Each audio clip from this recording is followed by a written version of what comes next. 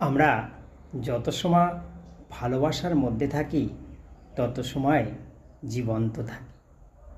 তাহলে কি ভালোবাসা না থাকলে আমরা মৃত? ঠিক মৃত না। ভালোবাসা না থাকলে আমরা অনেকটা অসফলভাবে বেঁচে থাকি। তার মানে আমি বলছি না যে প্রেম ভেঙে যাওয়া বা দেবদাস হয়ে যাওয়া এগুলো সবই আমাদের জীবনের অঙ্গ। ভালোবাসা আর প্রেমের ভিতরে পার্থক্য হচ্ছে, ভালোবাসা হচ্ছে পারস্পরিক বিশ্বাস, আর প্রেম একপাক্ষিক হতে পারে।